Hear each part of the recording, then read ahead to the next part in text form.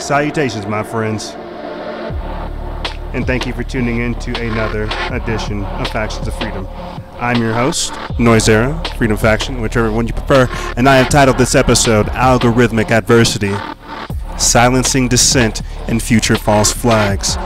That's right, all kinds of different things are going on, and we're still here to bring you guys the news and information.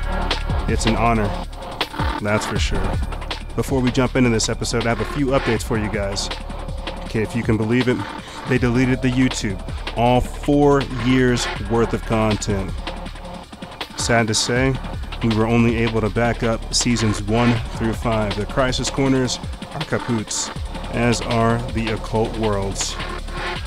We did save the Building the Matrix series, so that is there.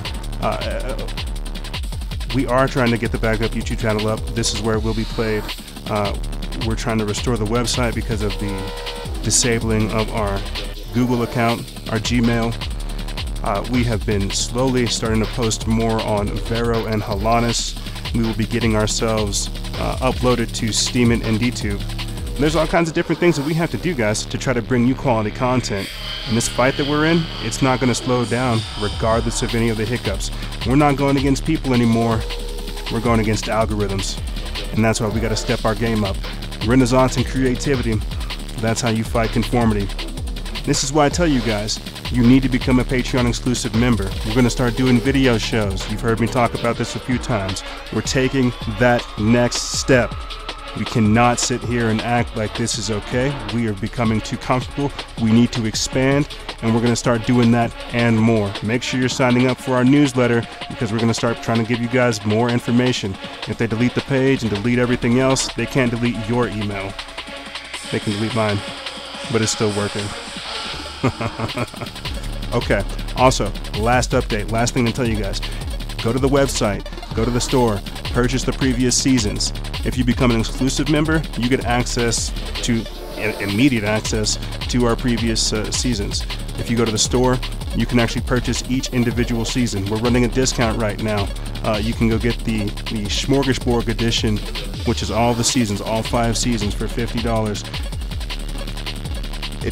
There's a lot of different work that we put in for you guys, and I really want you guys to know that your support, your help gets us to where we're going. I'm not kidding. This is a red alert. We need help. But with that being said, let's start the episode.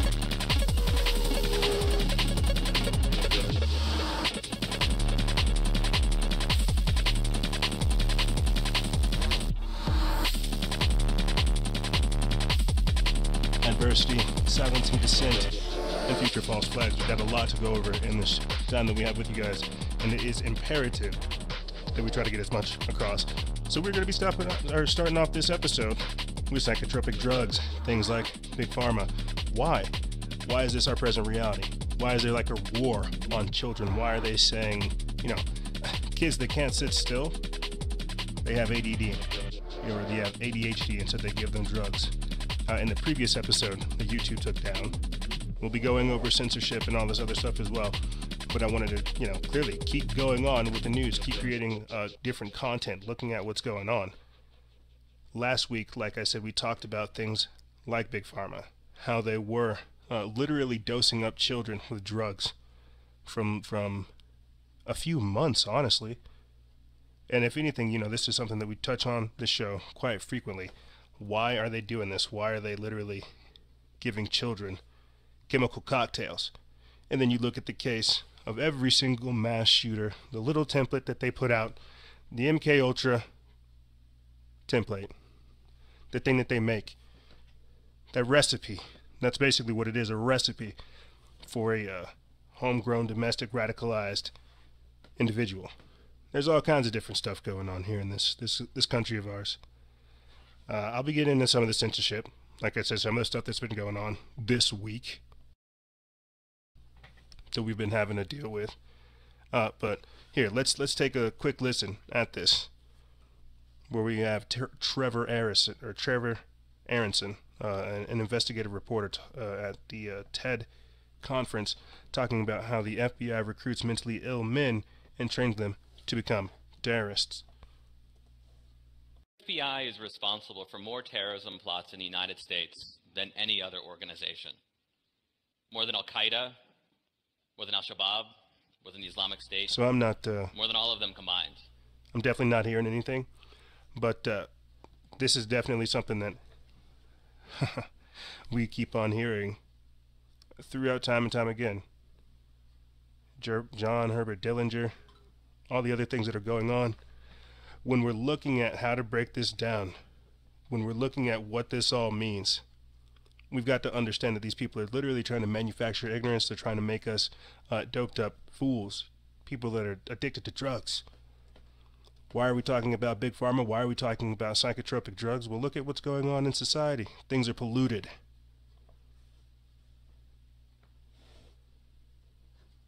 Things are not the way that they should be. Check this out right here. This is, again, more of the same type of stuff. EPA dissolves program to study the effects of chemical exposure on children. They dissolved it. They stopped it. Scott Pruitt of the EPA said, you know what, we're not going to do this. I don't think we should investigate the effects of chemical exposure on children. That's crazy. That is crazy. So let me, before we jump into this, if anything, let's look at some of these things. The psychotropic drugs, right there. World famous psychiatrist Peter Breggin says that more psychiatric drug treatment means more mass shootings will happen. You got to think, we're literally like creating chaos. These people are disassociating. If it's not through things like Big Pharma, if it's not through things like drugs, it is through things like self-medication. They give us all the tools that we want to destroy ourselves. That's how they keep us in that state of mind. That's how they keep us as slaves. That's why I'm always saying, vote with your dollars. Vote with your lifestyle. Drug habits form in a lot of different ways. I mean, from caffeine to overeating to, like I said, just taking all these different drugs, giving yourself, self-diagnosing yourself and saying, you know what, I need these pills, therefore I know I'm crazy. We have a crazy psychology here in this country to where we think it's okay to be like insane. And I don't mean like insane in an insane world, insane. I mean just like insane. And I mean that by the music. Everything else that's going on, mass shootings. It's not about the drugs. Before I go off on this jag, it's not about the drugs. It's not about all that stuff. It's about the mindset that they're putting out there. The fact that we can be, as you hear me talking about a number of times on the show, legalized insanity, legalized lunacy, to where they're making chaos normal. This is the world that they want. Let's continue on with this. Speaking of chaos, something else that it should bring awareness of what's happening. It's not about, like I said, just the psychotropic drugs, doping all these kids up. And for our video watchers right now, I want to punch these kids in their face.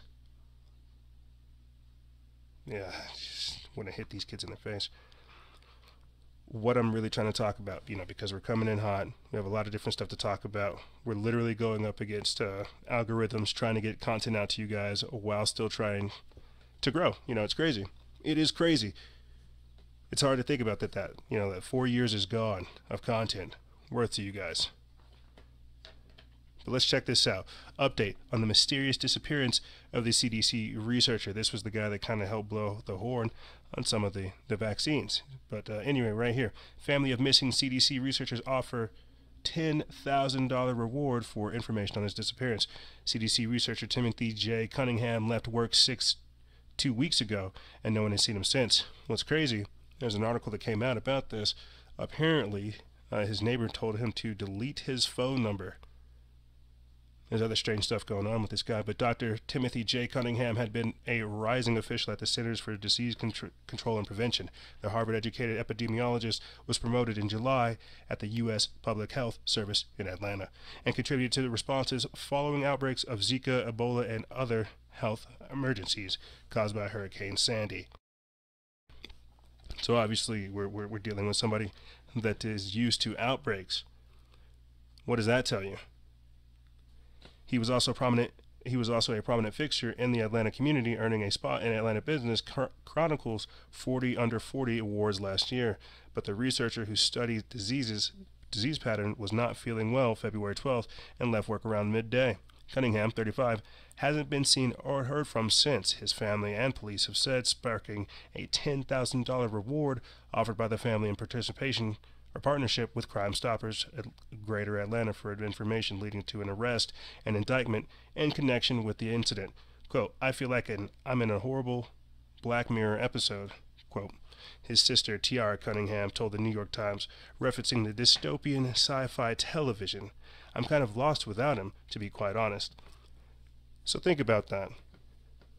Why your brother's gone missing and she's equating it to a Black Mirror episode? I would be worried as well. But you're in the CDC and this is kind of strange, right? Right? She told the paper she speaks with her brother often, but their conversation, February 12th, left her concerned. Quote, he sounded not like himself. She said he did not reply to a text message she sent earlier, and their mother, Tia Juana Cunningham, did not reach him either. Cunningham's father, Terrell Cunningham, and mother drove all night from their home in Waldorf to Atlanta, arriving on Valentine's Day. What they discovered in their home raised more questions. Inside Cunningham's home was an unattended dog, Bojangles, his wallet, cell phone, and driver's license. His car was in the garage, the Times reported. That's sketchy. So why are we talking about this? Why are we talking about Dr. Timothy Cunningham? This is another person that is in relation to, like I said, vaccines, Zika, epidemics, outbreaks, things like this, trying to raise awareness in a time full of censorship. You have the EPA literally dissolving programs to study the effects on chemical children. At the same time, we're learning that all kinds of different psychotropic effects are happening with drugs. This is Big Pharma. This is how they're trying to attack us biologically. You've heard me talking about them committing gigadeath, releasing the bioweapon, doing all kinds of strange things like that. But let's get back into this because this is crazy. Terrell Cunningham also had concerns about recent interactions with his son, whom he described as focused on a host of professional and personal issues. So that's crazy. But he's a rising star in the community. Just got promoted, but he's not acting like himself. He's disappeared for 2 weeks. His neighbor tells him to delete his information. What did he stumble upon? What did he learn? Why is he running? Did he even run? Was he taken? If all of his stuff is at the house, I think we all know what this is. This is something like the Hillary Clinton the Clinton body count, you know. Researchers being taken. They're literally creating genetically modified mosquitoes and releasing them. But we have researchers being taken who are trying to expose God only knows what. And what's even more crazy is the fact that it happens like this, that it gets this kind of attention, you know, around the world. What kind of message is that trying to send? What does that mean? That's crazy. Everything was left inside of the house. The dog, the keys, the car, that food. Somebody either picked him up or they let him go. So, but let's check this out. We'll hopefully we can figure out what happens to Dr. Timothy Cunningham. My prayers are with his family at the moment. And these types of things do happen. That's what I'm saying. A lot of holistic doctors have died in the pursuit of trying to raise awareness about what's going on with the vaccine industry, with Big Pharma, with outbreaks. We've talked, and this is what's crazy, they've deleted it now, but we've done episodes in Crisis Corners on exposing the connection from the Rockefeller Foundation and Zika, as well as Bill Gates manufacturing mosquitoes to help spread their veritable form of Zika. It's crazy. And Dr. Timothy Cunningham playing into this, you know, he could have been one of the researchers that found out about this type of stuff, and who knows? But staying along the health kind of biological field, let's look at this. This guy's name is Zahner, Josiah Zahner. He's a biohacker. He starts to inject himself with CRISPR-Cas9. Now, for our new listeners, what CRISPR-Cas9 is basically a genome editing toolkit. And I'm not sure if we'll be able to have this play. That's crazy. I can't hear anything. But basically what he says is he injects himself with muscle stimulant DNA.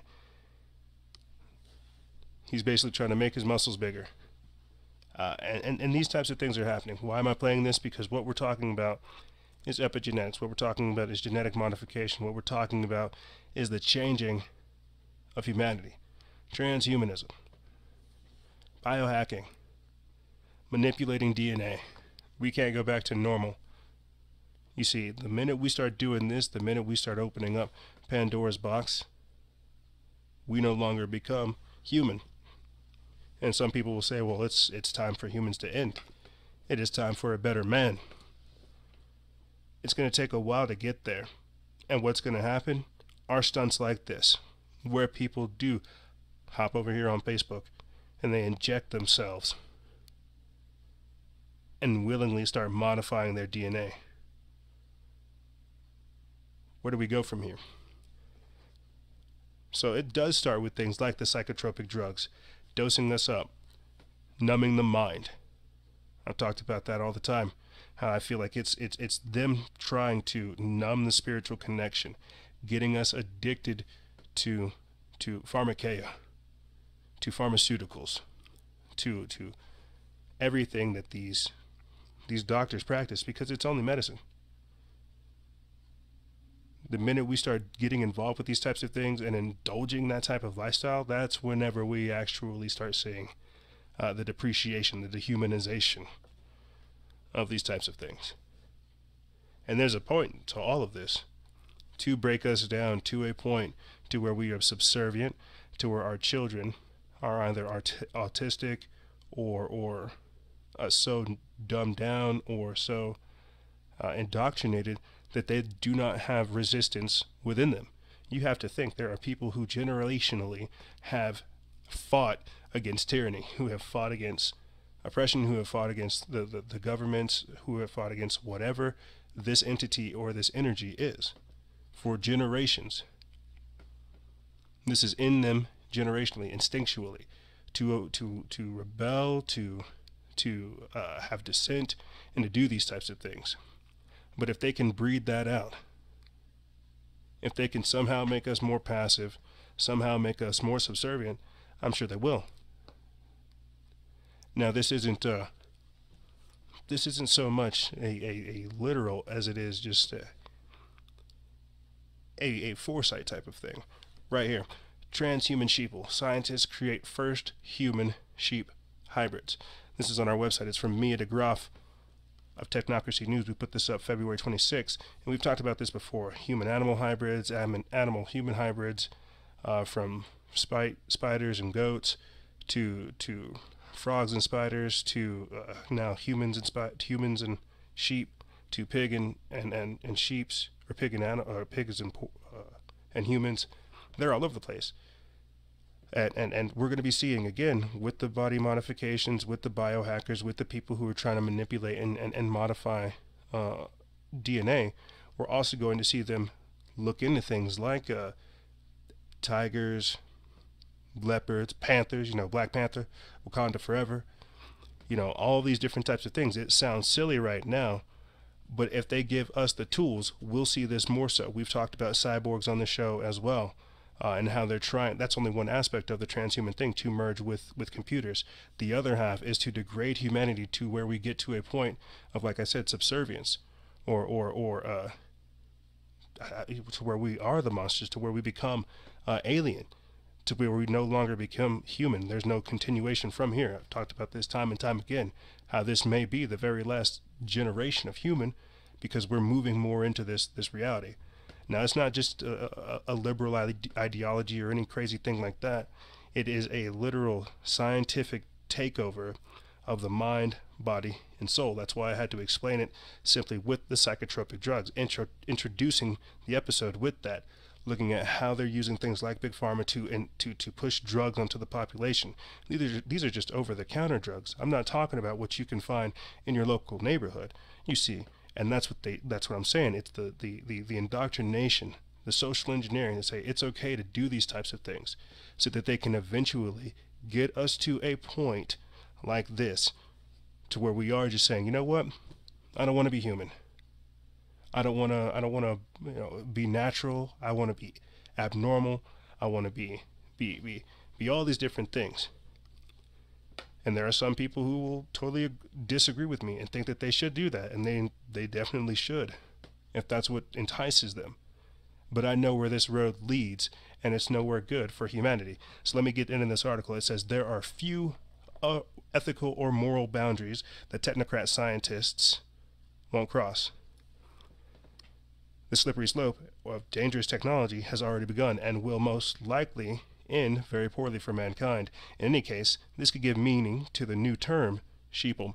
Scientists have created the first ever human-sheep hybrids, paving the way for organs to be grown in animals, which can be transplanted into humans. The successful Stanford University project could even open the door to finding a cure for type 1 diabetes by creating healthy pancreases to regulate blood sugar. While scientists have previously developed human pig hybrids, sparking excitement that they could use them to grow human organs, no team has been able to take it to the next step. But Stanford's team, which has already successfully transplanted pancreases into mice, is tipped to be the first after now that they have produced a human sheep model to use. Scientists have created the first ever sheep-human hybrid, paving the way for organs to be grown in animals which can be transplanted to humans. Quote, we already have generated a mouse pancreas in rats and then transplanted those into a diabetic mouse and were able to show almost a complete cure. The project lead, Dr. Hiro Nakauchi, a professor of genetics at Stanford, told the American Association for the Advancement of Science conference, quote, it could take up to 5 years, or it could take up to 10, but I think eventually we will be able to do this. The breakthrough could also help to alleviate the global shortages of organ donors. This is why if you put that on your wallet, you want to be an organ donor, they will not try to save you. Continuing on, around 76,000 people in the U.S. and 6,500 in the U.K. are on the organ transplant list, and it could take up to 5 years to reach the top. 32 people die a day for a life-saving organ. The development comes less than 2 years after the U.S. government said it would approve funding of these controversial experiments, but later backtracked after receiving more than 20,000 complaints from animal rights groups. So the American government was down, but people stood up and said, you should not do this. You should not do this. We should not start making hybrids because this is a very slippery slope. So we're going to take a break. And when we come back, we're going to be talking about more of this stuff. You know, what is really going on? This censorship, which you guys really see me facing. Everything else, you know, the Broward cowards, the teacher that saw the shooter, everything else that's happening, the walling in of America, the silencing of dissent, to where we literally see, like I said, the real world, what's happening right now, how we can see the police state on the rise, the martial law coming, the authoritarian state taking over. But like I said, we're going to take a quick break, and when we come back, we'll be talking about this and more. This is Freedom Faction over here on Factions of Freedom. You guys stay tuned. I'll talk to you soon.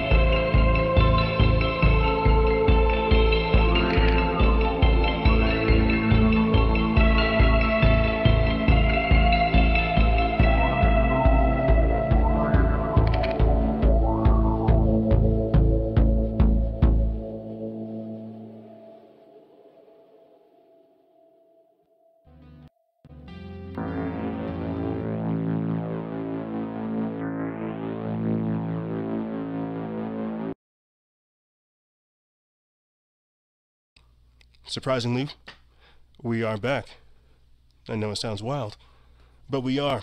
Censorship still did not get us, and I am very grateful, as always, to still be here.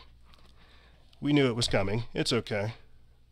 But it comes with the territory. No use crying over spilt milk. There's more work to be done. People say, oh, well, maybe you should stop talking about the shooting. Well, if I stop talking about this, what happens if the next one happens? You see, dangerous position we're in, but what else is there to do? So like I said, let's talk about the Broward cowards. You know, they were told to stand down. That's sketchy. Stand down and begin staging. Right there, Parkland first responder. I was told to stand down. I put this up back in February 26th. There's actually an article, today, March 1st, Broward cowards. Sheriff's deputies told to stand down and begin staging rather than neutralize the shooter. So this has been going on for 2 weeks, and just like the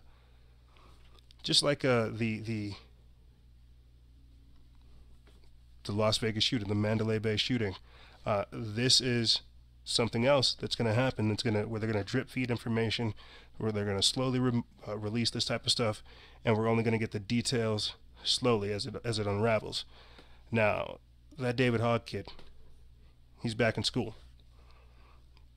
Now, it's not about David Hogg, okay? It's not about Nicholas Cruz. I don't know why people, you see how they got the shooter away, but we're still focused on David Hogg. There's a lot going on with this. It's not about David. It's not about Nicholas. They're literally putting police officers with rifles in school. It's not about David. This dude is a plant, and the same way you have a Facebook page and an Instagram page and a YouTube, this guy is a face for a very creepy agenda. Now, I've been saying this to myself off air, and I haven't really been sharing this publicly, but I think it's very, very scary, the fact that they are using a child to get across this agenda. They're using children smiling in your face, saying, we want your guns. We want your guns. What happens whenever we say no? That's what we're saying right now. No. What are they going to send next? It's going to be more shootings. But I think right now this is particularly crazy because you have these kids getting the same kind of treatment that Jesus Campos got. And I wish I could tell you guys to go back and listen to that episode. I think you may back in season 5. But they did the same thing with Jesus Campos. It's crazy. And people aren't catching on.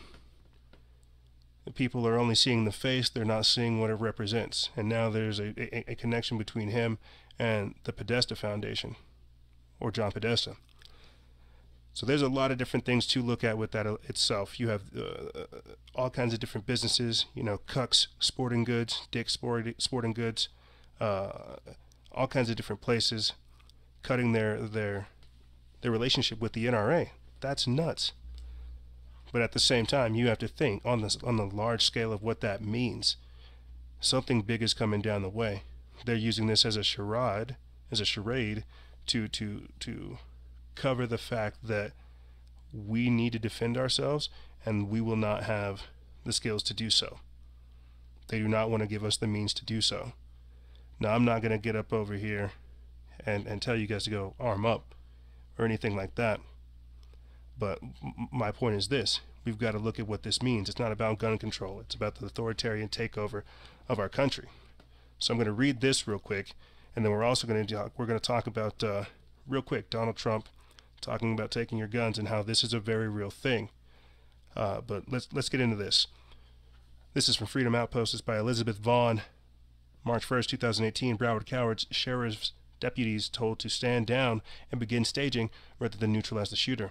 Why were the first responding deputies told to stand down and begin staging the area instead of neutralize the shooter? In a situation where 1 minute can equal more lives lost, the commanding officer ordered first responding deputies to stand down and begin staging. Why?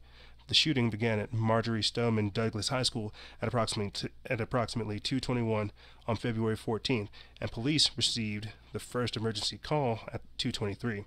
At 2:26, a call came in indicating that the location of the shooting to be Building 1200. 3 minutes later, at 2:29, in an emergency situation where seconds count, The log read, "Shooter location unknown." I realized this was an extraordinary situation for Broward County law enforcement. However, a call indicating Cruz's location had come in 3 minutes earlier. Why wasn't this critical piece of information passed to the first responders? According to Broward's Sheriff's Office, when a deputy arrives at a scene, an active shooter situation, they do not need permission to go into the building. Neutralizing the suspect should be their top priority, although forming a perimeter is a necessary part of the response effort. The first priority is to address the shooter. Jeff Bell, the president of Broward County Sheriff's Deputies Association, said it wasn't clear how many officers were already on the scene or in the school when the first perimeter in the stage command came out. But Bell says unless 50 officers were already inside, then it was a bad command to order staging. If that was correct log at 10 minutes, that means that they were more concerned with setting the perimeter than finding the shooter. It was a bad command. It could have stalled officers or cost lives. The precise timeline remains unclear. So basically, they were getting wrong calls. They were getting wrong commands. This deputy, this sheriff, this deputy, this guy is sketchy. That guy is sketchy. I think we're all learning that. But let's take a quick listen to this. Donald Trump talking about taking guns. With governors earlier this week, individually and as a group, we spoke about states taking steps, but the focus is to literally give families and give local law enforcement additional tools if an individual is reported to be a potential danger to themselves or others. And allow due process so that no one's rights are trampled, but the ability to go to court, obtain an order, and then collect not only the firearms, but any weapons in the possession of that individual. Or might take the firearms first and then go to court, because that's another system. Because a lot of times by the time you go to court, it takes so long to go to court to get the due process procedures. I like taking the guns early, like in this crazy man's case that just took place in Florida. He had a lot of firearms. They saw everything. To go to court would have taken a long time. So you could do exactly what you're saying, but take the guns first, go through due process. Of this. So due process is just gone, basically. That's what I got from that. Due process is just gone. I like taking the guns early. So before I go down the whole predictive programming or predictive policing, school resource officers, arming teachers argument, and all this other stuff, I think that it's imperative that we listen to this teacher talk about her experience with the shooter. This was the same teacher that we saw that we heard of before the actual shooting took place. The one who actually let the teachers the students come in. So let's take a listen. I was about 2 feet away from my door. All of a sudden I heard gunshots in the stairwell, which is about 20 feet away from my room. And then kids were screaming and then running back towards me and towards the end of the hallway. So I just went in this very strange autopilot mode where I pivoted on my feet. I unlocked my door, and the kids just started pouring in my room. I don't know how many kids were in there, but I was pulling them and getting them in and shouting at them to get in the room. And then I suddenly saw the shooter about 20 feet from me, standing at the end of the hallway, actively shooting down the hallway, just a barrage of bullets. And I'm staring at him thinking, why is the police here? This is strange, because he's in full metal garb, helmet, face mask, bulletproof armor, shooting this rifle that I've never seen before. I don't know when I decided it was the right time to close the door. I grabbed the handle with both hands, and that's when I got nicked or grazed or whatever you call it. So a bullet hit your arm? Yes. As I'm closing my door, I'm shouting at my next door neighbor. I was about 2 feet away from my door. All of a sudden I heard gunshots in the stair. So that may be signs of a false flag or not, but this is what we have more of, a continuation of the story from alternative sources where something else is going on. Now they're saying that it was Nicholas Cruz. We all know that it wasn't Nicholas Cruz. We hear that there was a second shooter, that there was multiple people there. There's an actor drill beforehand. This is why we're having the argument of arming teachers, because of situations like this. But at the same time, we're having things like the Broward cowards, the sheriffs who aren't doing anything. Now, I've talked about this all the time. I think that Trump is way too lenient, way too cozy with military, with authority, with police and law enforcement. Let's take a listen to this. Apparently, the solution to mass shootings is turning schools into prisons, right? Right. This is a South Carolina school district banned a school resource officer pending an investigation after a video surfaced Monday showing him tossing a student across the classroom floor. Now, this video is a few years old, but the reason why I wanted to put this up is to show you that this is already happening. And these kinds of cops, they know to do these types of things, how to rough kids up, how to bust pot dealers, to stop traffic lights and do all these types of things. But when a shooter takes place, they don't know what to do. They're told to stand down. We're hearing that some kids, some sheriffs, some cops are not even there. We're hearing that 4 of them were told to stand down. But let's look at this real quick. This police officer literally roughing up this child. And that's crazy to me.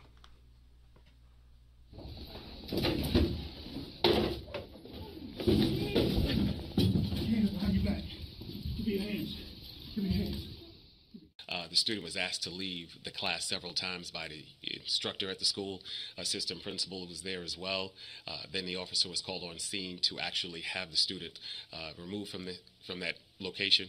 The student refused, and the officer acted that you've seen on the video. Now, again, what we saw was just a tidbit of what that video showed. Of course, we're going to look at what happened that led up to it, that incident that took place, and then what happened afterwards. All of that's going to take part in what the sheriff decides. Now, I don't think there's anything that needs to be decided. You know, I see a grown man tossing a child. Is there anything to really debate at that point? You see? But this is my little tagline for this video is you're going to school in a police state. They say there's going to be an investigation. Yeah, sure, whatever. This is a student. You've seen me talk about this again. This is what's happening. So if it's not through things like the agendas that they're pushing in school, it's through things like this. This is the school to prison pipeline, to where they already chastise kids, to where they depreciate them, dehumanize them, to where they don't show them respect. These are children. They're going to need some kind of firm hand. They don't need the law intervening. A school resource officer, as we've talked about over the past few episodes, is their term of policing schools. And now these schools are going to have armed teachers. Think about this. This is the response. Hey, your school got shot up. You need a guard there.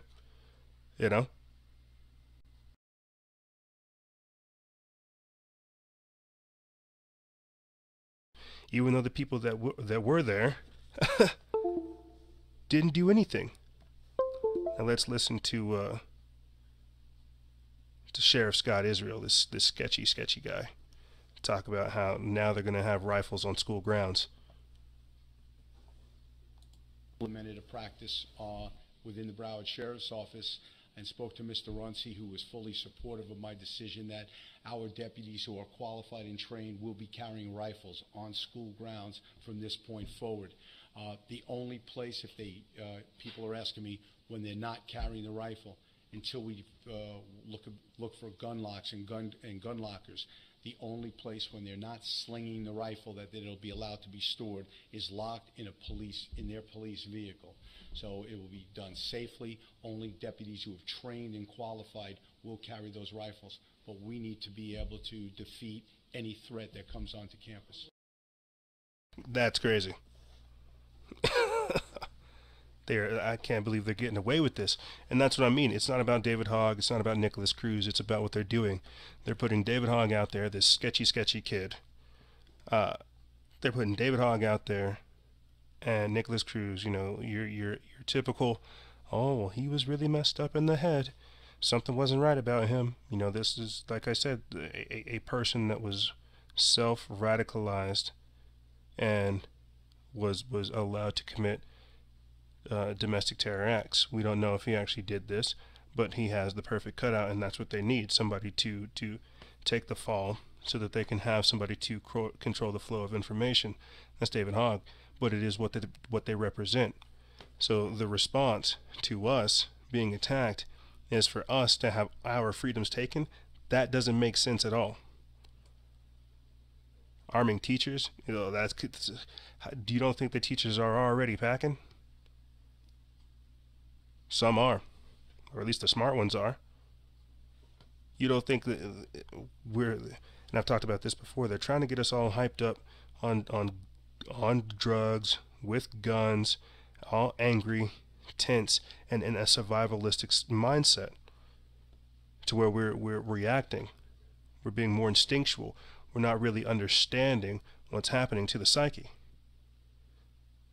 what that's doing to us, and how that's slowly just withering away like our inhibition, to where we're down to shoot someone up, to where we don't care what we do, to where we don't think about our actions, to where it's okay to just live this lawless lifestyle, to where we move more towards a purge-like reality. When you have masses of people who can't effectively communicate, effectively express themselves, they just know they're angry, they don't know why. So they destroy things, and it's your fault. This is the world that we're moving into. But it starts with things like guns. And if people think that we should fork over our guns, well, go ahead, you give them over. Just don't call anybody whenever you need protecting. Whenever you give whenever you abdicate your power to your oppressor, you put yourself in a state of disposition, and you made yourself a slave. Like, you did that. We need to stop that. The response is to make us seem helpless. That's what they would like us to do. They want us to beg. That's why I'm saying this is algorithmic adversity. It's not just about the shooting. It's about everything else that's going on right now. We need to use this time to unify, rather than, again, react to their advances.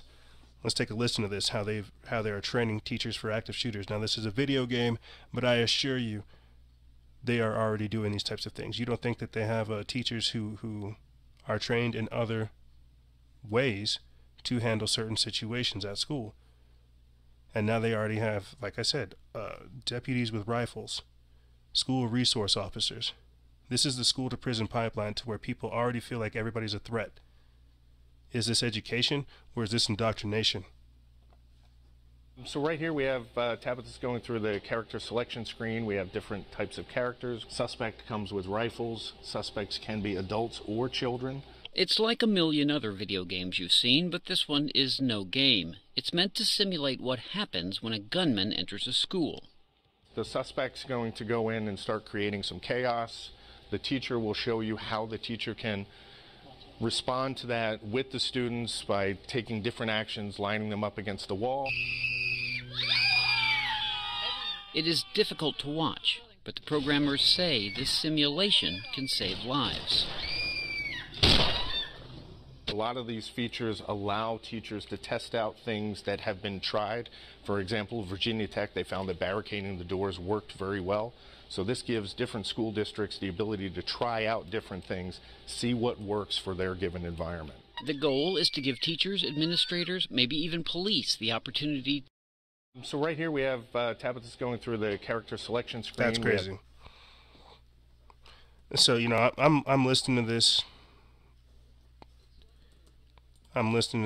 And I'm thinking, how is it that we literally have teachers who are ready to shoot students? We have teachers versus students. That's wild. I put this up back in January, and we're still dealing with this kind of mindset, right? We have teachers who are literally getting ready to take on students, but at the same time, we have kids that are going postal. As I said before, you know, before we started watching this video, is this education or is this indoctrination? This is indoctrination. This is the warlike mindset. This is that survival instinct trying to kick in, trying to teach it. The same way you've heard me say that I don't feel like we can mainstream or teach enlightenment. This is something everybody has to come to on their own. What this is doing The same way when people play video games, the same way when people watch movies, the same way we do these types of things. This is slowly programming us to act a certain way, to see people in a different light. You know, this is why you've got to unplug from the matrix to really see how many people are stuck in it. It's crazy. But let's break this down even more. We literally are living in a time to where they're saying that we need more gun control.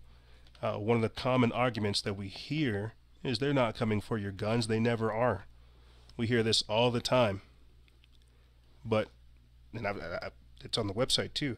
They do it in Pennsylvania. They also do it in Hawaii. For people who are on medical marijuana, they're confiscating guns. But right here, for all the naysayers and the haters, meet the California special agents who are coming for your guns. Special Agent in Charge Tony Liddell leads a team enforcing California's Armed and Prohibited Persons System, AAPS, the only database of its kind. AAPS alerts officials when a registered gun owner is no longer legally permitted to carry. Let's take a listen.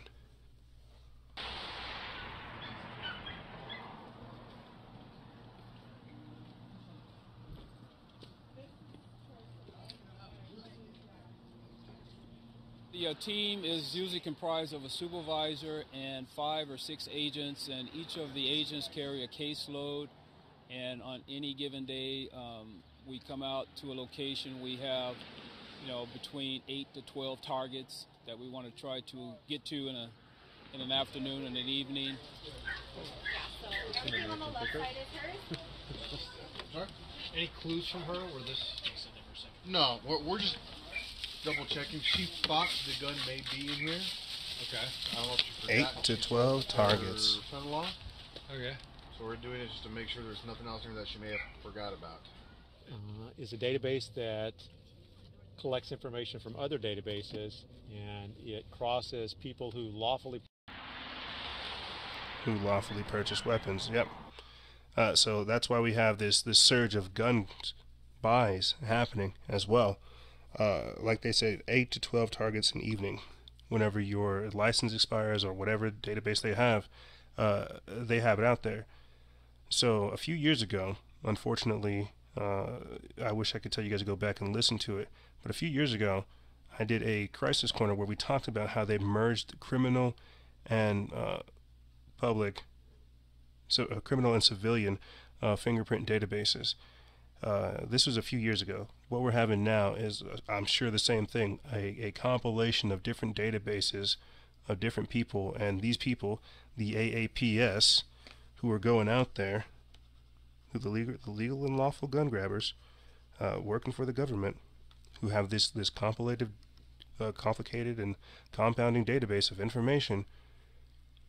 They are going out there to take it. This is the war. They don't want you to have power. They don't want you to be able to protect yourself.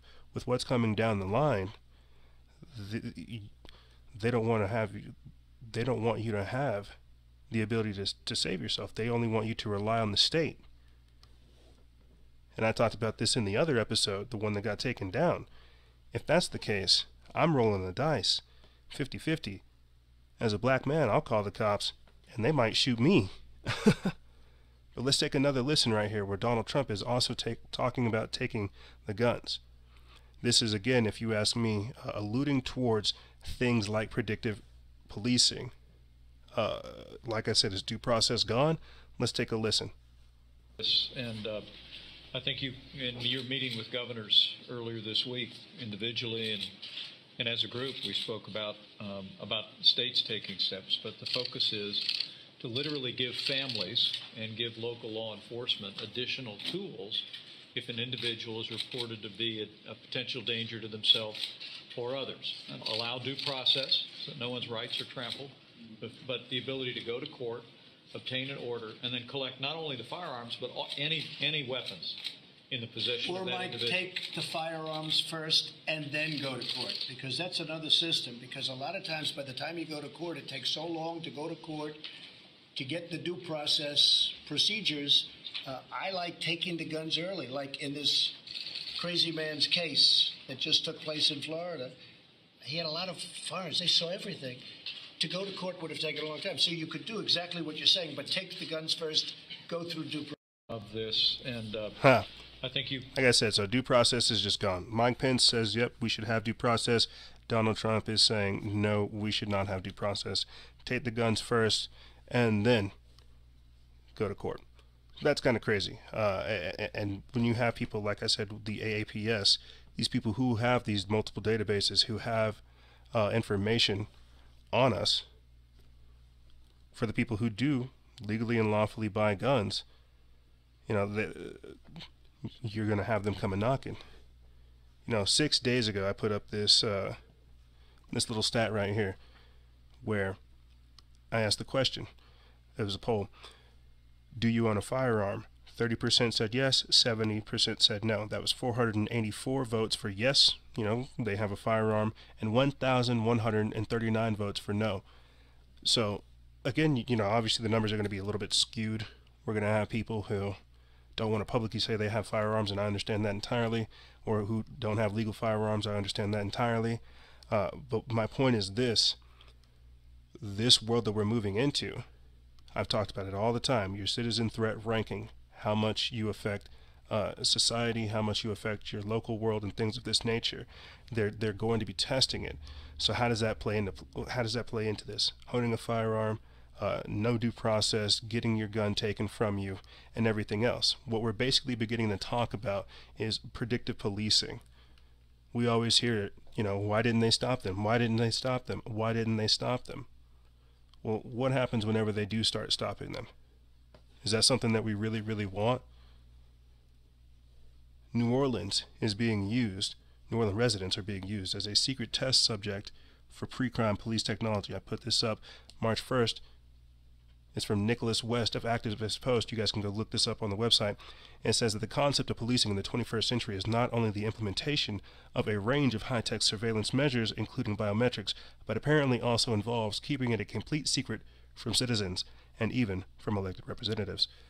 At issue is one of the most controversial aspects of modern policing, the notion that if police can sweep all information into centralized databases and let an artificial intelligence algorithm do the investigative work of making connections in the data stream, then crimes can be prevented before they happen, thus pre-crime.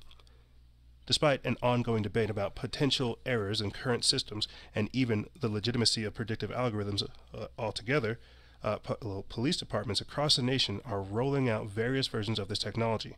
However, even worse than citizens apparently having little to no say about what their tax dollars are doing by building it, it is increasingly coming to light that these programs are being used without informing citizens at all.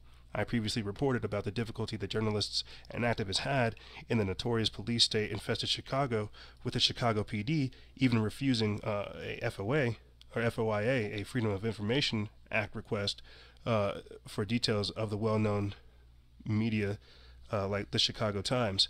And we've talked about this too, how China, Chicago, how they are using things like pre-crime technology, real-time crime tracking, things like citizen threat ranking. This stuff is very, very real. But continuing on, it says, now in an explosive report from The Verge, reporter Allie Winston details how innocent residents of New Orleans might have been swept up in a dragnet of data collection without their knowledge. According to Winston, the private global data collection and analysis corporation Palantir Technologies helped launch the secret software in 2012 with New Orleans police to track connections between gang members. As Winston rightly highlights, Palantir was founded by the CIA's venture capital firm, making the current findings exponentially worse for those who value civil liberties. So basically, they're like, Palantir is like the CIA version of DARPA, is the best way I can explain it. If the U.S. has the Defense Advanced Research Project Agency, Palantir would be the equivalent for the CIA. And they also have ties with Amazon. We have an entire article on the website that you guys should go check it out. It's really in depth. But continuing on, it says, moreover, Winston documents the link that the partnerships want to cover up the program's disclosure, even to city council members. The program escaped public notice, partly because Palantir established its philanthropic relationship through the city mayor Mitch Landrieu's signature NOLA for Life program, thanks to his philanthropic status as well as New Orleans' quote strong mayor model of government. The agreement never passed through a public procurement process. And then they talk about how it basically went through, but it says Carvel went on to say that they orchestrated a partnership between a domestic police force and a company known for Pentagon intelligence work in overseas war zones, based solely on this idea that it was a case of morality. Young people were shooting each other and the public wasn't as involved as they should have been. That's about as frightening an admission to justification for fascism as I've seen across, and no one is involved, even elected. So think about that. You have police literally teaming up with a different organization, with a domestic police teaming up with a Pentagon intelligence network to do this, to police us. That's crazy. This is the world that we're moving into. So when Donald Trump says he wants to take the guns, to me this is what it says. Predictive policing. They have all the information. You see, continuing on, it says, while specifics of who might have been affected by the program cannot be detailed due to a level of secrecy based on what The Verge has compiled, they suggest that the data collection is far too comprehensive to fully eliminate the innocent from the dragnet. Exactly. Like I said, they are merging the civilian and the criminal databases together. They're going to collect everything. This is big data. This is the technocracy. This is what I mean by them having to have your metadata. They just want to have your patterns. They just want to know what you're doing. It's not about, what you say. It's about where you go, your frequency patterns, and if they can manipulate these types of things, disrupt them, disrupting your patterns. This is why you've also heard me say that the only way to fight this kind of algorithmic adversity is through things like renaissance and creativity. We need to come together. And even though we're sitting here talking about how they're literally creating a AI database to monitor the public, this is why we need to come together anyway. We need to start using their tools against them. You see, but continuing on, it says Palantir's prediction model in New Orleans used an intelligence technique called social network analysis, or SNA, to draw connections between people, places, cars, weapons, addresses, social media posts, and other indica in previously siloed databases. Think of an analysis as a practical version of Mark Lombardi painting the highlights connecting between peoples, places, and events. After entering a query term, like a partial license plate, nickname, address, phone number, or social media handle or post, the New Orleans Police Department analysts would review the information scraped by Palantir's software and determine which individuals are at the greatest risk of either committing violence or becoming a victim, based on their connection to known victims or assailants. So, I'm going to stop right there, because I'm curious, why is it that I'm able to operate?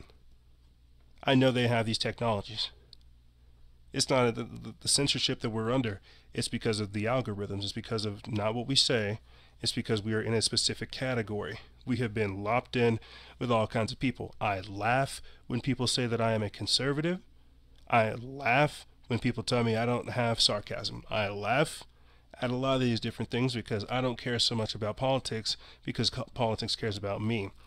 But what is this predictive policing? What is this type of stuff that we're looking at? Why, like I said, why am I allowed to operate? Does somebody up there like what we're doing? Obviously people up there don't like what I'm doing. What's going on at a deeper level?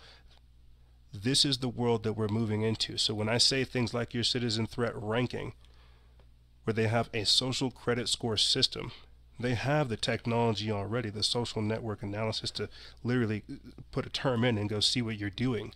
They have all that. Now they're starting to come up with your profile to see how much of a threat you are. We're literally talking about if they'll stop you before you're even able to do anything. They're trying to play God. They're using artificial intelligence as a literal means to try to play God. And when we come back, because we're going to take a quick break, when we come back, we're going to be talking about the Domestic Terrorism Prevention Act of 2018. This happened 2 weeks ago. And why we have to really start talking about ending censorship. What are other alternatives? Because as I said before, they are coming together. but the State Department literally got $40 million for a propaganda troll farm. This is crazy. But like I said, we're going to take a break, and when we come back, we'll be talking about this and more. You guys stay tuned. This is Factions of Freedom.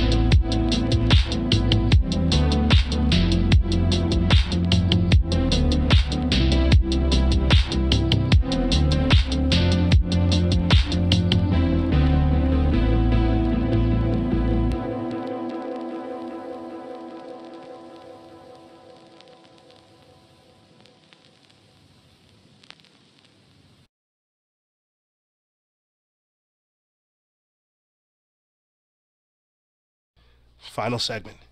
Oosh. Kicking doors down. Door breaker. Jawbreaker. Anyway, man, I tell you as I do all the time, this is a huge honor. Every single time they hit us with a hiccup, all that really does is make us that much stronger. That's all I can really say. So like I said, let's get into this stuff. Why are we talking about predictive policing, the Domestic Terrorism Prevention Act of 2018? What are they trying to do to us? What is going on? And for people who are curious, right here, Peter Thiel and Palantir, the CIA-backed tech giant that's sifting and sorting through your info for government. We put this up January 3rd, so definitely go back and go look that up. It's pretty lengthy and pretty good, just as that other one was. We should really look at these types of things. If anything, we'll highlight it more. But like I said, the Domestic Terrorism Prevention Act of 2018. They are preparing for us.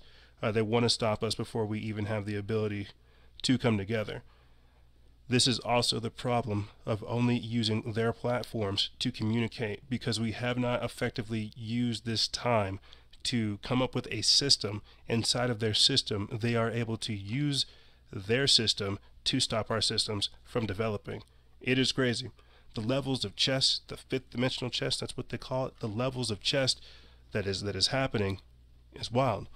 So let's look at this. New federal bill targets patriot groups and citizen militias as domestic terrorists. February 12th, 2018. This is from the Free Thought Project by Matt Argowist, and this is something we've talked about a few times in this little spat of chaos. You know, when they call for censorship and gun control, literally trying to silence our opinion, silencing dissent, we really have to look at these types of things.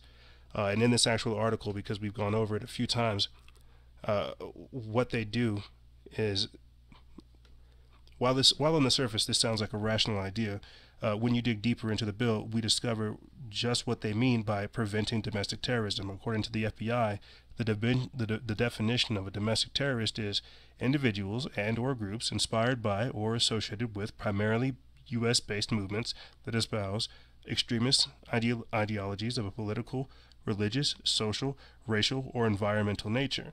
The FBI notes the specific examples of two crazy individuals in Las Vegas who killed police officers in 2014, but those are people that were actually patsies that they used to try to start a race war. And they do this, okay? That's why we have to look at things like David Hogg, like Nicholas Cruz, like these people, because they use patsies. They radicalize individuals to get a political agenda across. You know, now that we have the sound up, if anything, then we'll come back to this. Let's listen to Trevor Aronson, where he talks about how the FBI is responsible for more terrorism plots in the U.S. than any other organization. Terrorism plots in the United States than any other organization. More than Al-Qaeda, more than Al-Shabaab, more than the Islamic State, more than all of them combined. This isn't likely how you think about the FBI. You probably think of FBI agents gunning down bad guys like John Dillinger or arresting corrupt politicians. After the 9/11 terrorist attacks, the FBI became less concerned with gangsters and crooked elected officials. The new target became terrorists, and the pursuit of terrorists has consumed the FBI. Every year, the Bureau spends $3.3 billion on domestic counterterrorism activities. Compare that to just $2.6 billion combined for organized crime, financial fraud, public corruption, and all other types of traditional criminal activity. I've spent years poring through the case files of terrorism prosecutions in the United States, and I've come to the conclusion that the FBI is much better at creating terrorists. The FBI is responsible for more terrorism plots in the United States than any other organization. And yet, now, whenever they see that we're becoming aware of their actions, the reality of them having these types of organizations, this is the pattern, the formula. You know, they give these kids all kinds of different drugs, they radicalize them, they let them say ridiculous stuff on Facebook and social media, they let them get this ego about them, and then they go out there and they do these types of crazy things. This is how this works. This is the formula. But now, whenever we decide to come together, they have a what? Domestic Terrorism Prevention Act.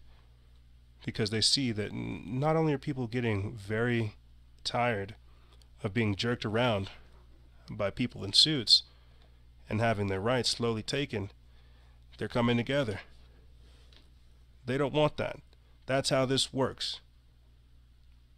If they can have more of these attacks, more of these false flags, more of these active shooter situations, they can get the agenda across. They create the terrorists. That's why I think, you know, I already know what it is, you know, with David Hogg and Nicholas Cruz, their father, CNN, mainstream media, everything else that's going on. I think it's still just even crazier to see it go through, to see it actually happen. That's the strange thing. You see, like I said, with the teachers, you know, practicing for active shooters, trying to take on different students, or even, you know, whoever is wearing full metal armor and going into schools and shooting up people. You see, but this is all the type of stuff that we need to pay attention to. So let's listen to this. This is a new false flag that we need to start paying attention to. Hey everybody, I want to warn you guys, everything's being taken down on Facebook every single time that I try to do anything, so I'm going live. Hopefully this is going to save some people's lives. This is very, very important that you guys get this out as fast as possible before we have any bad casualties or anything like that. Number one, in Houston, March the 4th, 2018, they are hiring crisis actors right now for $1,000 to go there and act like they have died. It's a mass shooting that's going to occur. A mass shooting is going to occur in Houston, Texas, and they're having crisis actors right now that they're getting for $1,000 a piece. They're also signing a waiver that it is not their responsibility if they get killed. Okay? The second one, Majestic Theater in Dallas, Texas, March 18th is also going. Hey everybody, I want to warn you guys, everything's being taken. Is also going, the stage is going to collapse, people are going to get hurt, and they also need crisis actors there. Now, guys, I have tried to thread this. I have tried to do everything to get this out to you guys, and it's not working. So I have to go live, and I have to tell you guys this, and I need you to spread the word. This is not a damn joke. This is more mass shootings. This is more cover-up. This is more bullshit, and I'm getting sick and tired of it. And if I can save one fucking person from going to the Majestic Theater on March 18th in Dallas, Texas, or from going to Houston, there's some event, I don't know what it is, but it's March 4th, 2018. They're paying them $1,000 to act like crisis actors. And I'll tell you what, I'm gonna post some of this stuff onto my stuff on my Let's Chat with Betty Washam page, and hopefully it will go through. And I will show you guys the actual Craigslist things to show you guys what is really going on. Take our guns. Mass shooting is going to happen on 3/4/18 in Houston, Texas. Another mass shooting. A stage is going to collapse and hurt a lot of people as well at Majestic Theater in Dallas, Texas, March 18th. If you do not have to go there, do not go. If you know anyone that lives in Dallas or going to Dallas or knows anyone that lives in Houston, Texas or going to Houston, Texas, tell them not to go. This is not a joke. This is not a drill. This is serious shit, and I'm tired of seeing people die because people are turning a blind eye to this, and they're not listening when people try to speak up like me.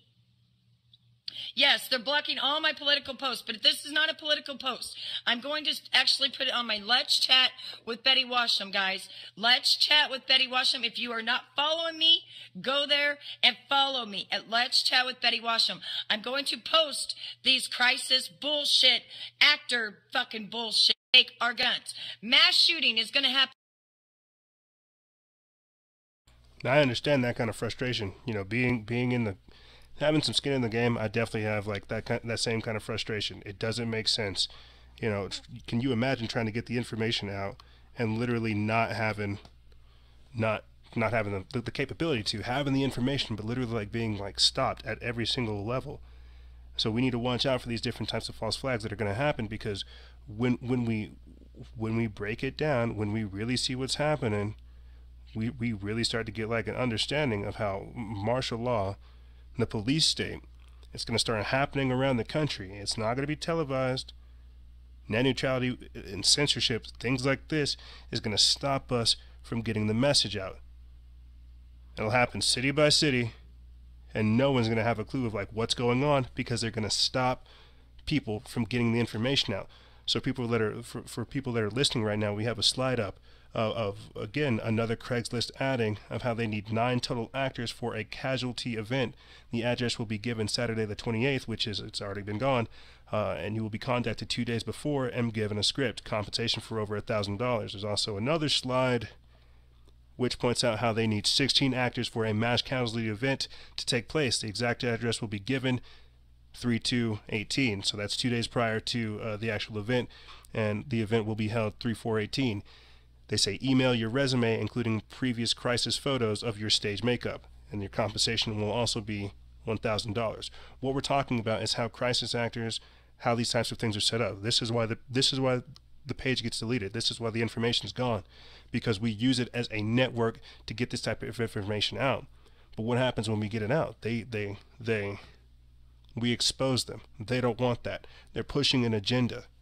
They don't want that. They want to silence dissent. They're deploying algorithms. They're doing all kinds of crazy stuff to stop us from literally being able to communicate, to come together, to unify. This is the time that we need to. 16 different actors. March 4th. Now, by the time most people listen to this, it may or may not have happened. But what I'm talking about is how this is the formula. I'm not saying, you know, they use Craigslist, but they recruit people. This is how George Soros works. This is why that's why the post got deleted about how Sheriff David Clark thought that this had George Soros fingerprints all over it. I mean, it's crazy. It is crazy. We have to remember at the same time, too, that Disney bought Fox. So a lot of what we're seeing are different productions, entertainment. This is what I mean by the TV reality. You have them literally causing casualties, mass casualty events, more active shooter drills, more of these different types of things to endorse the police state, to get across an agenda. All last year we hear about how CNN is fake news, fake news, fake news. The entire world has become fake news. And the only people who are trying to talk about real news are the people who are having these things happen to them. This is all part of this, again, algorithmic adversity that they have us under. So let's take a look at this real quick. Outside of these future false flags that we really do need to pay attention to. So if it does happen, for the record, we have it down. But let's talk about how the State Department received $40 million to fund a new propaganda troll farm. That's important. I was talking to Patrick Vincent of Burning Media Network. He informed me that it was also Brazil who has their own version. They have their own version of the misinformation army, the troll farm. That's the best way I can describe them, the troll farm. That's how these people put them, of anti-media. But he was informing me how it was also Brazil that is trying to combat fake news. They say federal police will start in the coming days, this is a few months back, to the activities of a special group formed to fight false news during the electoral process. The measure aims to identify and punish authors of fake news against or in favor of candidates. This is the thought police, when you're not allowed to have your own opinion. But now, you know, over here in America, because in the UK they call it the misinformation army. That's what Theresa May is trying to do. But here in America, they call it the propaganda troll farm. And this is by Jason Ditz of the Anti-Media. We put this up February 27th. It says, on Monday, the State Department announced that it had obtained $40 million from the Pentagon to fund a new propaganda and disinformation campaign through the Global Engagement Center. While the Global Engagement Center was initially conceived of as a resisting foreign propaganda efforts, the new funding is set to be invested in going, quote, on the offensive in global propaganda war with the America's own disinformation campaigns. The U.S., of course, is no stranger to engaging in overseas propaganda efforts, but the inexorable nature of global information sharing in the modern era means that such U.S. propaganda always risks misinforming the U.S. public. This is Obey Big Brother. This is 1984. This is where you've seen this, and this is where we're picking up from. They can delete information. They can delete content. We're on their platforms, but now they're deploying basically active admins, trolls, agents, shills, people who are provocateurs, people who are here to try to say that you're doing disinformation. So not only, and I was talking about this beforehand, before the show earlier this week, the difference between actually hiring people and deploying the AI chatbots. So not only do we have them with paid government trolls who are out there saying stuff to instigate people and provoke them, now we actually have AI chatbots that just say really stupid stuff. They comment maybe a few different words, and as this increases, as this goes into the future, they'll become more sophisticated. But people will sometimes argue with these chatbots all day, and that's all they're there to do, is just to misrepresent, misinform, and distract you. Now, you know, we literally have them putting funding in this program because they see that people are using social media as a tool of awareness instead of a tool of enslavement, and they want to manufacture your opinion. They want to manufacture ignorance at the same time. And this is why ending censorship is so important, but at the same time archiving information. And this is something we'll also be working on our end. but this is a daily fight. So continuing on with this article, it says that the Congress has improved the offensive on the grounds that it could be used to, quote, counter Russia. In practice, this likely means much of the funding will be used to skew global perception of Russia even more hostile than it already is. Yet setting up and funding this troll farm so publicly is highly risky, both because the U.S. has a history of laughingly embarrassing failures in online narrative management, and because in publicly going after Russia, they could risk a strong backlash. So yes, it's the Russians again. The Russians again have now created a propaganda troll farm. We need our own Russians. We need our own people to sit up over here and combat this misinformation that's going on. We need somebody to say good things that are happening. We need them to carry the company line. We need them to say that America's great. Make America great again. You know, that's a hashtag, right? That's the person that's going to get the likes. What we're looking at is how we're literally being censored. Our opinions are being manufactured. What we think of as normal isn't really normal. You know, there's a lot of people that listen from different parts of the country and different parts of the world. And I feel crazy, honestly, sometimes talking about this stuff, because what they're literally hearing us do is lose our stuff, lose our minds. You know, we're literally moving more towards the slaughterhouse, and they want you to smile as it's happening. Right here, let's look at this. The newly released documents prove FISA's surveillance court spying on innocent citizens, innocent Americans. Newly released court orders show that the secret FISA court violates innocent Americans' privacies. Yes, of course. That's the whole point of big data. That's the whole point of the surveillance state. That's the whole point of getting your metadata and all this other stuff. They want to have control. This is what I mean by the walling in. They want to literally have so many different aspects to see you, so that they can predict what moves you'll make before you make them, as we read before with the predictive policing and why that's important. They use FISA to, they say it's for foreign Americans, you know, and overseas and things like that. But at the same time, you know, they also have to use it for people who aren't necessarily on the grid. They want to basically try to expand the capability of this AI machine that is being built in the background. When I talked about this type of reality that we're moving more into, trumping in the technocracy, I talked about this at the start of season 5. What we're seeing now is how this president is going to be authoritarian, how he is going to be like a technologically oriented president. This is why he is having conversations with Jeff Bezos, Peter Thiel, Bill Gates, Elon Musk, and all these other people. What we're seeing right now is the technocracy, is the scientific dictatorship.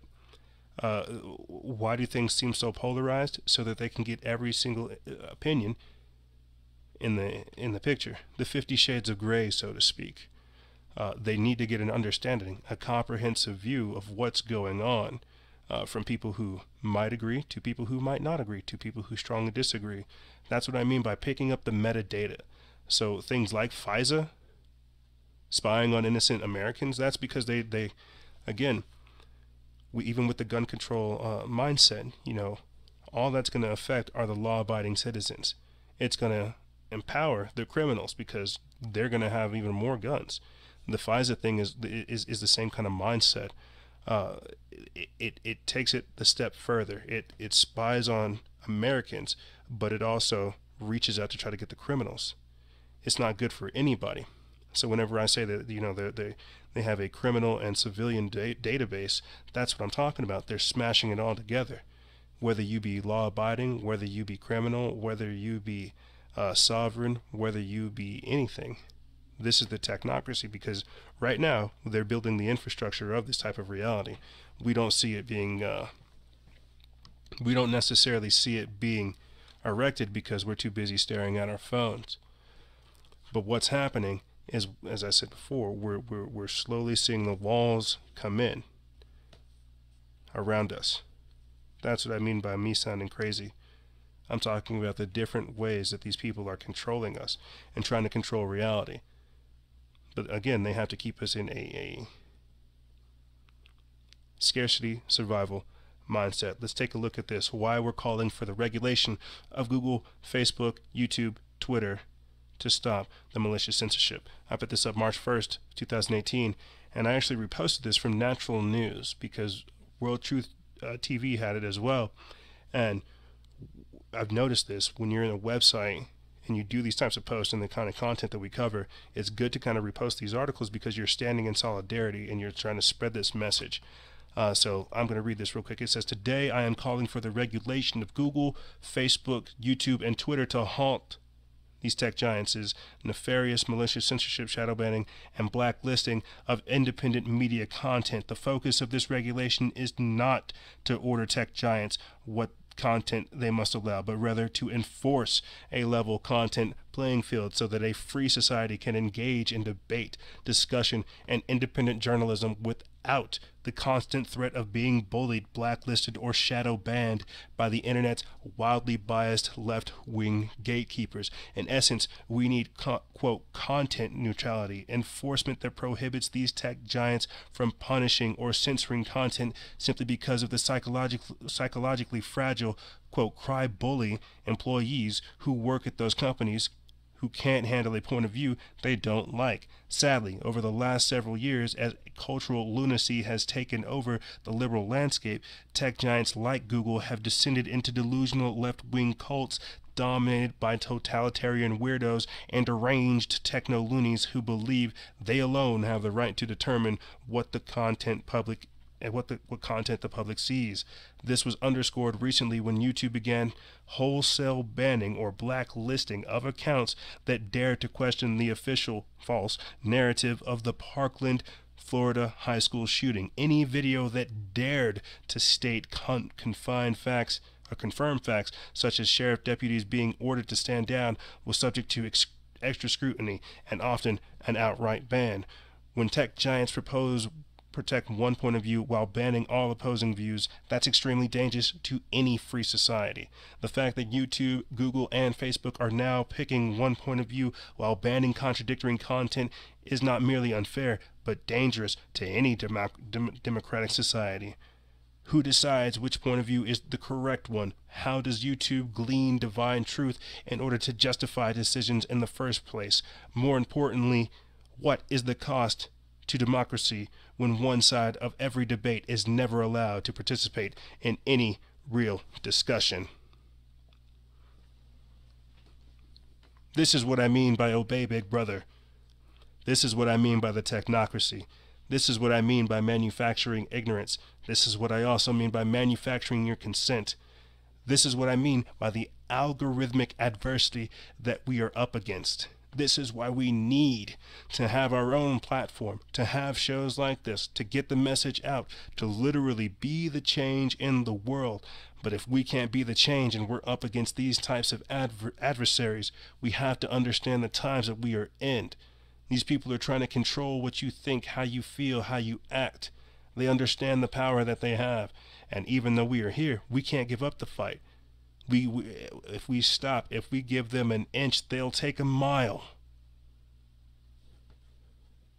It's not about us. It's about the literal representation. It's about the message. It's about what we represent. And I don't want to say I represent free speech or anything of this nature. I'm not that arrogant or your First Amendment or your Second Amendment or anything like that. But you should be allowed to question anything. Question everything. They say spirituality is the highest form of revolution. You can't mess with somebody who has external anarchy, internal peace, and spiritual solitude. And that's what they're trying to do. We need to realize that all of these different things they're trying to do, this only confirms the path that we are on and the types of people that are required. they would like us to be little slaves. Passive, servile, non-importance, thinking that we can't affect change. If that's the case, why are they pushing so hard? I sense desperation amongst them. As I said before, something major is happening and will begin to, or is already happening. And they are trying to systematically cut off the tentacles for us to communicate. You guys are, as listeners, you have the ability to literally see us have to come together and build this operation, build this up. It's not so much about wanting to, it's a necessity at this point. They are organized. YouTube, Facebook, Twitter, they're all organized. We're not organized. We need to stay true to our name. And as you guys listen, from the people that have, seen us grow into what we are now, we have to stay true to our name as the factions of freedom and pull people together to use this platform. And as your host of a few years, I'll tell you, it is very challenging trying to do this. But what else is there? We all have to be masters of everything. That's what this show is here for, right? To have these different people on, to do these types of things. Now we have to do more because they're doing more. We have to step up. I know it's going to be hard, and I know I might be asking a lot of you, but I won't let you down, and I know you won't let me down. But I know we have to do this regardless, and I'm talking to you. I hope I'm actually reaching you, because as I tell you, it is an honor to be in your life in this capacity, to literally talk to you guys in this way, to say that we have to do something about this. We do not get the luxury of sitting here acting helpless. That's not how we got here. We have to do something about this, and we will. It's not about coming up with more forums, coming up with more distractions. We have to take that next step, and what that next step is, I'll be honest with you guys, we don't know. But we'll figure it out because it's a necessity. We have to. There is no alternative. These are our only options. This is algorithmic adversity, silencing dissent, and future false flags.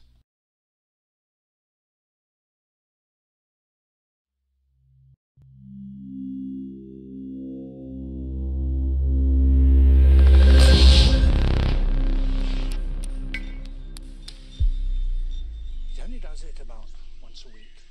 But why does it come down to the ground to do it? And why does it nearly always choose? However, that's all I really have for you guys. I know I kind of jumped all over the place, but we literally got censored earlier this week. So my brain is a little frazzled trying to deal with all these types of things, but nonetheless, the information and the content will get out to you guys. I want to say thank you for tuning into this. It's always a pleasure being able to like I said, be in you guys' life in this capacity, to talk about these types of things, to really affect change, and to be in the position that I'm in. Thank you. We'll keep trying to take the fight as long as we can, for however long we can, in the ways that we can. And it is with your guys' support, your continued support, that we're able to grow. That's why I ask you guys, please think about becoming a Patreon exclusive member. It really does help us get to where we're trying to go. Donate $1 here or there. It really helps us do what we're trying to do. This alternative media operation, who would have thought that it would have encompassed so much? But like I said, it is an honor to do it, and we will continue to do it until they kick us off. Make sure you're checking out the website, factionsoffreedom.jimdo.com. And once you're there, get lost in the content. There's so much more, and we're always revamping it. However, that's all I really have for you guys. If you have any questions, feel free to email me. I'll have it in the description bar below. And as always, guys, stay vigilant, expose lies, and share truth. This is Noisera, Freedom Faction, out. Its claws hook over the branches so that the sloth can hang without any effort of its muscles, which have been reduced to thin bones. And to save energy, it spends most of its time hanging around half asleep in the treetops.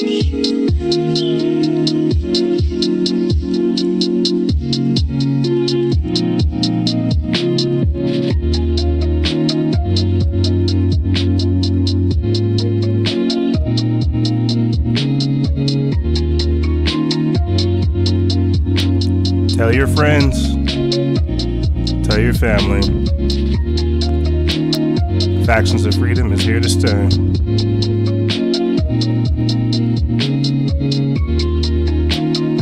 I'll catch you guys later.